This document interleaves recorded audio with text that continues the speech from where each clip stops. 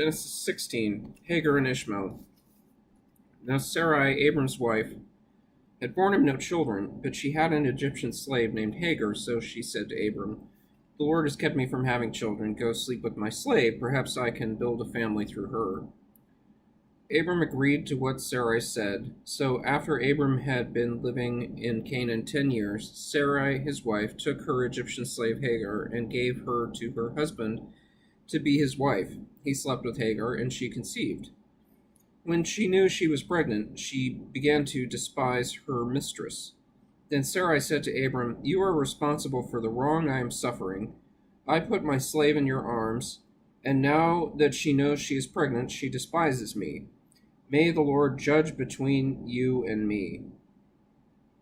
"Your slave is in your hands," Abram said. "Do with her whatever you think best." Then Sarai mistreated Hagar, so she fled from her. So, I hear people say sometimes, "Oh, slavery was in the Bible, that means it's okay." But, no. Actually, what this earliest story is showing is that Hagar was mistreated and did not deserve to be a slave. She did her best to help Sarai and Abram, and yet Sarai abused her. And maybe the lesson that they were supposed to be learning was that they shouldn't keep slaves at all, but they should consider other people to be equal human beings, just as the beginning of Genesis shows that inequality was the start of everything that happened in the fall. Hello? The angel of the Lord found Hagar near a spring in the desert. It was the spring that is beside the road to Shur. And he said, "Hagar, slave of Sarai, where have you come from, and where are you going?" "I'm running away from my mistress Sarai," she answered. Then the angel of the Lord told her, "Go back to your mistress and submit to her." The angel added, "I will increase your descendants so much that they will be too numerous to count." The angel of the Lord also said to her, "You are now pregnant, and you will give birth to a son. You shall name him Ishmael, for the Lord has heard of your misery. He will be a wild donkey of a man. His hand will be against everyone, and everyone's hand against him, and he will live in hostility toward all his brothers." She gave this name to the Lord who spoke to her. "You are the God who sees me," for she said, "I have now seen the one who sees me." That is why the well was called Be'er Lahai Roi. It is still there between Kadesh and Bered.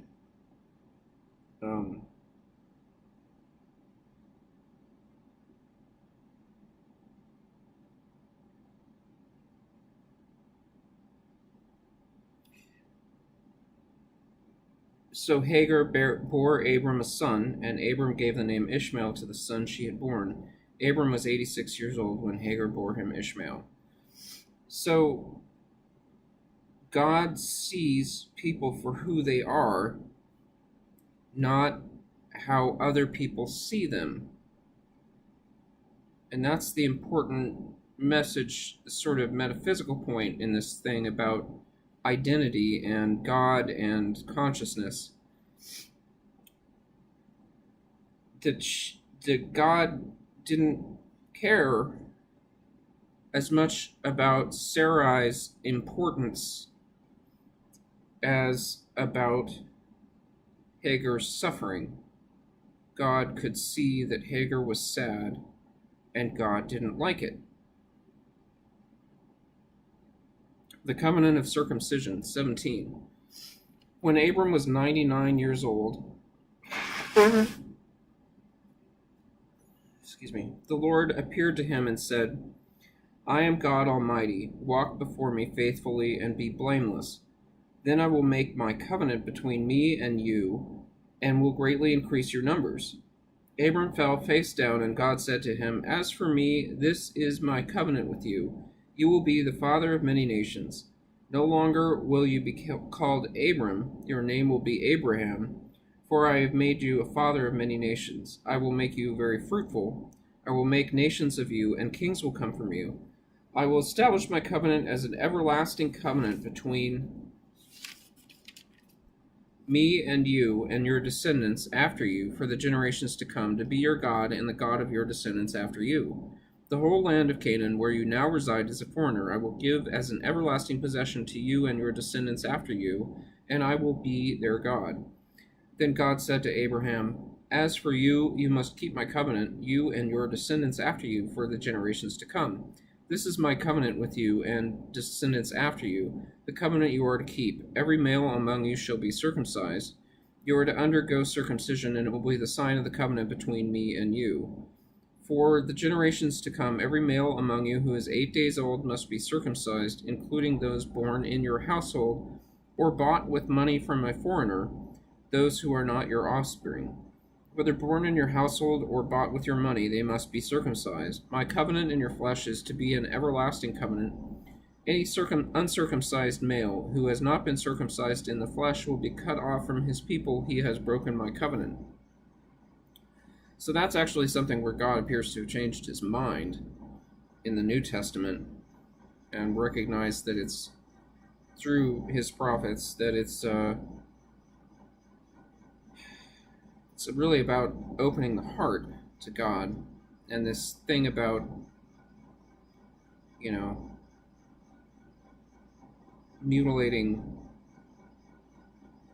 little boys is not what the relationship with God is really about. That it does change, and that's one thing where, God does seem to have changed the covenant. And a lot of people don't like to hear that, but that's one of those things where you can't really get around the fact that it's different in the New Testament than it is here. And in the old days, God, for whatever reason, only communicated with this one people, and in that time, circumcision was probably a good idea, health-wise. Now we have soap, running water. I don't. Medically, it's there's statistics about it being, people who go to whorehouses are less likely to get AIDS, if they're circumcised. Well, don't go to a whorehouse. Jeez, come on.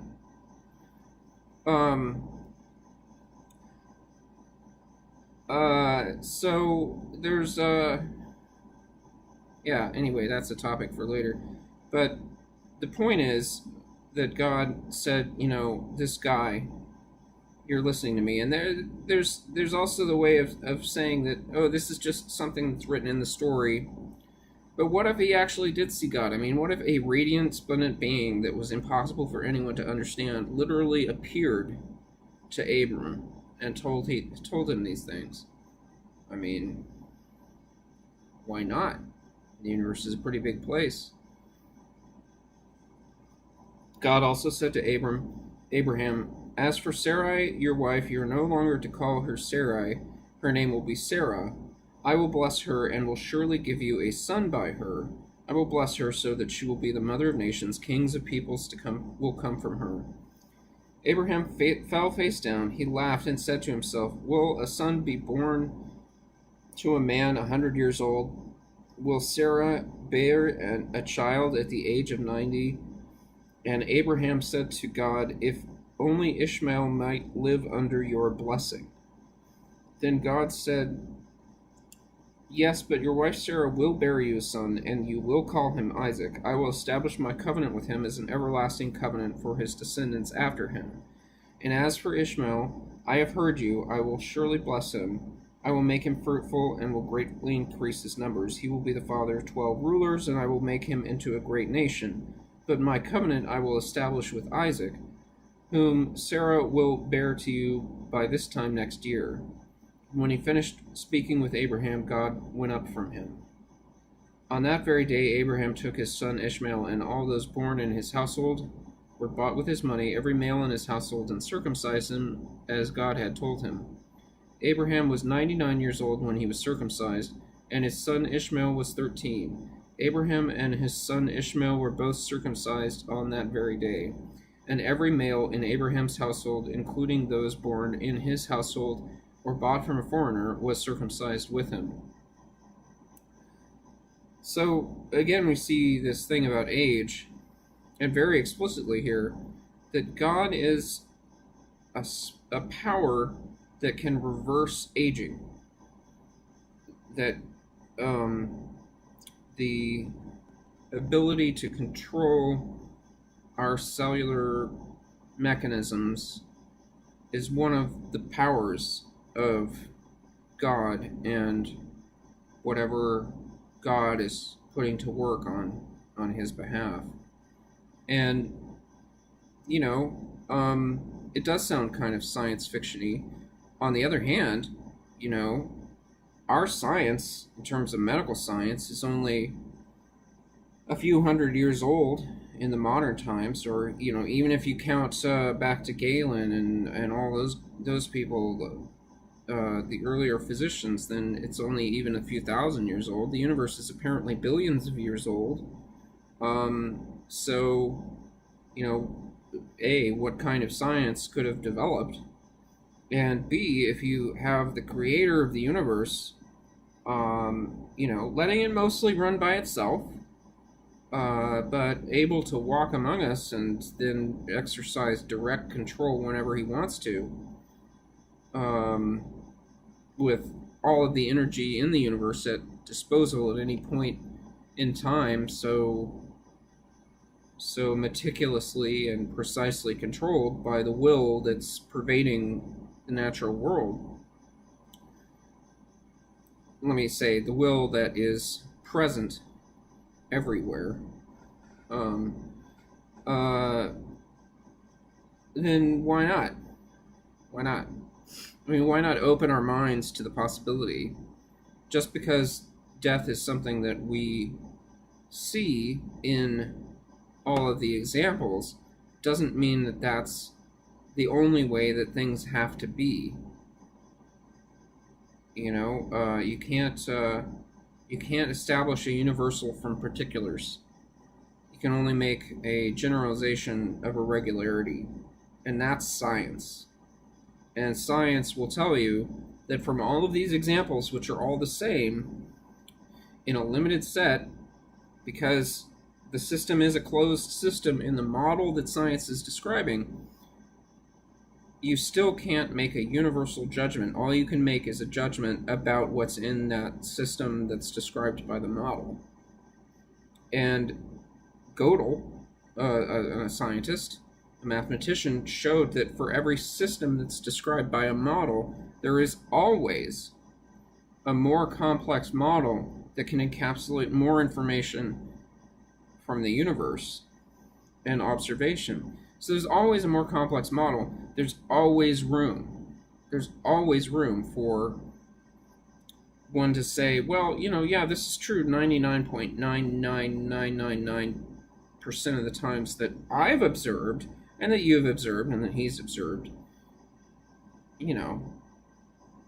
Does that mean it's universal? No, it doesn't. And besides which, anyone who says that it's otherwise is going to be attacked by the people who demand certainty and worship science as something that it is not.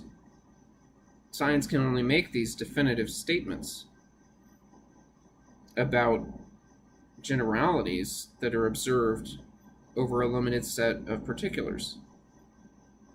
And that's not universal. But there are a lot of people who demand certainty out of life. Abraham being one of these people who demanded certainty. He said, God, I just can't believe this. Everybody dies. I'm 100 years old. I'm going to die soon. Sarah's 90. She's not going to have a kid. That's just the way of things. But God says, no, that's the way of things most of the time if I don't do anything about it. But I can do something about it, and he does. But, so, that, of course, brings up the whole question of why doesn't God just make everybody immortal. And again, that's actually something that's addressed in the Bible, and the answer is he does. He does, because he likes us. He loves us so much that he will make all of us immortal. Everyone. The good people, the bad. He'll remember us all and bring us back at some point in the far future. And, the ones who are unwilling to accept reality and say, wow, I'm really grateful for you bringing me back, and yeah, I can see I made some mistakes. That's all it takes, according to the rest of the Bible, to live among the stars forever. But the ones who can't will just, be like, okay, well, your job is to terraform Venus. You're never going to die, but you're going to, sit inside a hellstorm of sulfur and fire, because get to work, here's a shovel. I don't know what else you're going to do with you, because you can't accept being nice to everybody.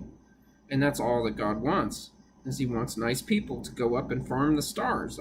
Because he likes life, and that's our manifest destiny, is to spread life from here to elsewhere.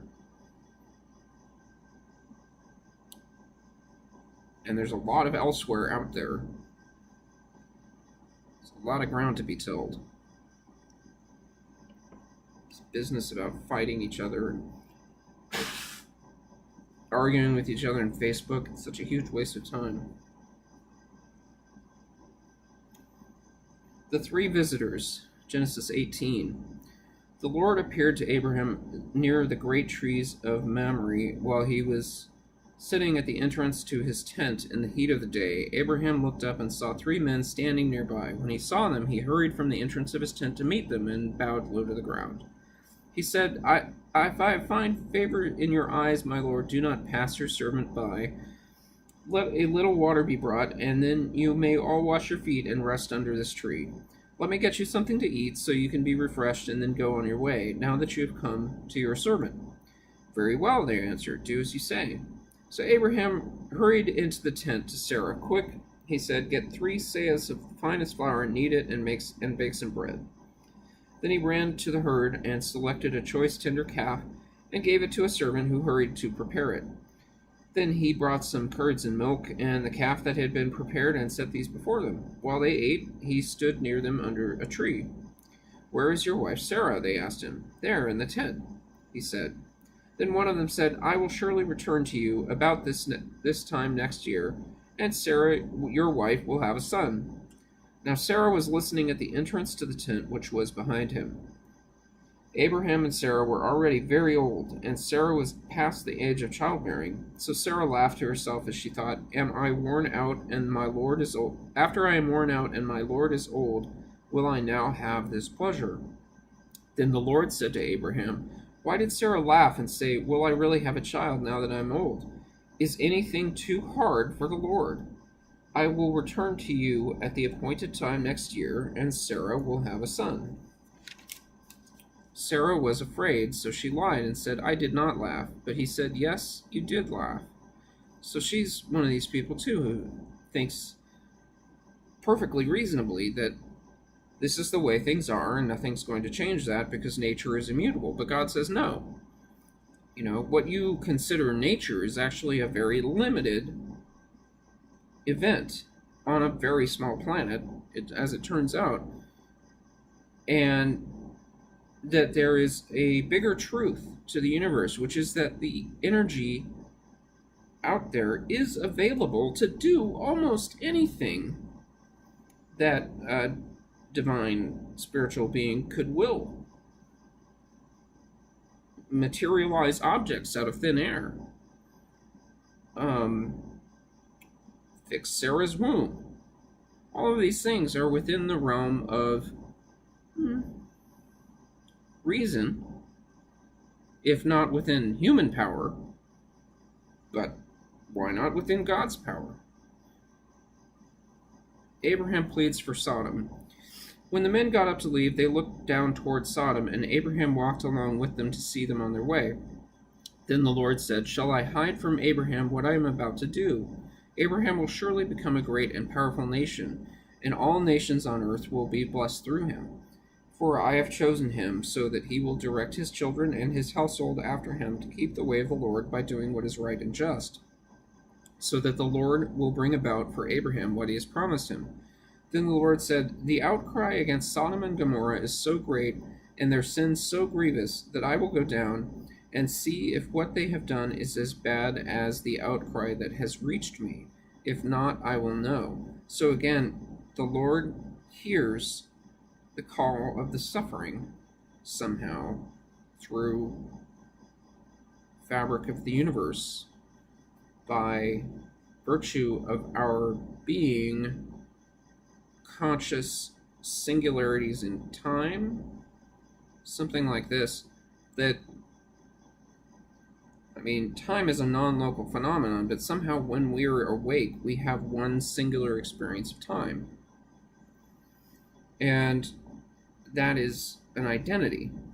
And it's somehow really weird in terms of actual physics. And the Lord, being the Word, as we learned in the beginning, was the Word, was self-recognition, and naming himself started the division of all the things that there were. And somehow he can identify with anyone, and it turns out that the Lord is right and just and cares for the brokenhearted.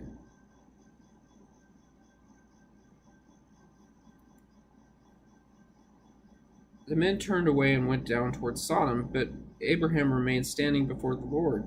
Then Abraham approached him and said, "Will you sweep away the righteous with the wicked? What if there are 50 righteous people in the city? Will you really sweep it away and not spare the place for the sake of the 50 righteous people in it? Far be it from you to do such a thing, to kill the righteous with the wicked, treating the righteous and the wicked alike. Far be it from you. Will not the judge of all the earth do right?" The Lord said, "If I find 50 righteous people in the city of Sodom, I will spare the whole place for their sake." Then Abraham spoke up again, "Now that I have been so bold as to speak to the Lord, though I am nothing but dust and ashes, what if the number of the righteous is 5 less than 50? Will you destroy this whole city for lack of 5 people? If I find 45 there," he said, "I will not destroy it." Once again he spoke to him, "What if only 40 are found there?" He said, "For the sake of 40, I will not do it." Then he said, "May the Lord not be angry, but let me speak. What if only 30 can be found there?" We're learning how to count here. He answered, "I will not do it if I find 30 there." Abraham said, "Now that I have been so bold as to speak to the Lord, what if only 20 can be found there?" He said, "For the sake of 20, I will not destroy it." And then he said, "May the Lord not be angry, but let me speak just once more. What if only 10 can be found there?" He answered, "For the sake of 10, I will not destroy it." When the Lord had finished speaking with Abraham, he left, and Abraham returned home. And that's, yeah, that's interesting.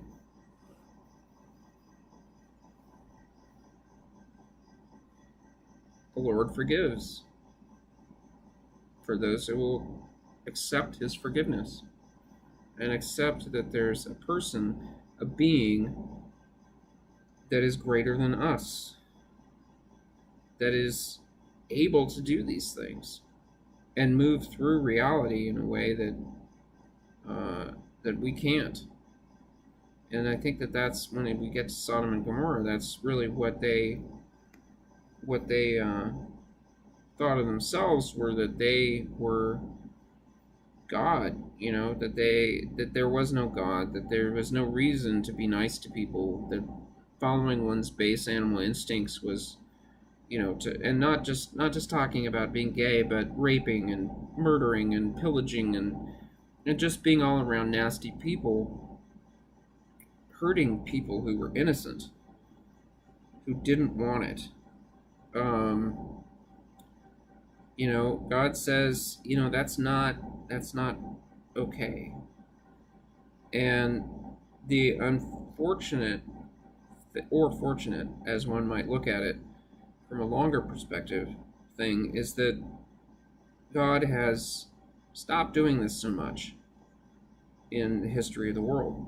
And that's another feature of the Bible as it goes along, is that God withdraws, especially through the Old Testament, from these early times when God was present, not only with his angels, but in his divine person, walking around, whatever that looks like. And it could be quite strange. And then gradually withdrew, and said, look, he was basically saying, look, I'm getting tired of all these antics here. I put down some pretty clear rules that are pretty simple to follow.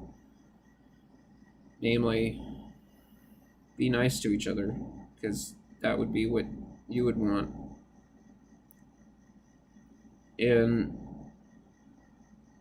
he gets tired of it and sort of withdraws. And then he tries one more time with Jesus and says, look, I'll send my son down there so that God can reflect in a human form and understand what it is to be human. And then he will be the way out for people who believe. And other than that, what's he going to do? I don't know. I'm not of the mind that the fire and brimstone is going to destroy the world. I'm of the mind that Christ taught us something personal that still has yet to come to fruition. These are the birth pangs, the wars and rumors of wars, and that we're learning right now. We're learning how to live with free will in a way that humans have never understood before. And we're learning how to live with the ability to destroy the world in a heartbeat, just as God had the ability to burn Sodom and Gomorrah from space, from inside out. I don't know. We're learning to live with that ability and to not use it, to not destroy ourselves with it. And that's the message of Christ, is that we will have incredible power beyond our understanding. And yet, at the same time, we have to make a choice. Do we destroy? Do we destroy, or do we plead, even for the guilty, to be merciful and not destroy them? And that's what Abraham is teaching us here, is that we can make that choice and say, going after these guilty people is going to hurt a lot of innocent people too. And that's the analogy of allowing the wheat to grow up among the thorns and then separating them at the harvest.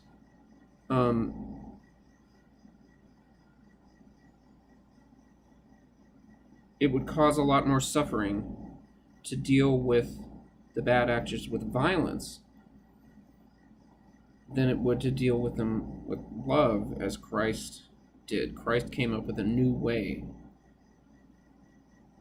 And that's what we're learning right now, is how to apply that. Happy Sunday.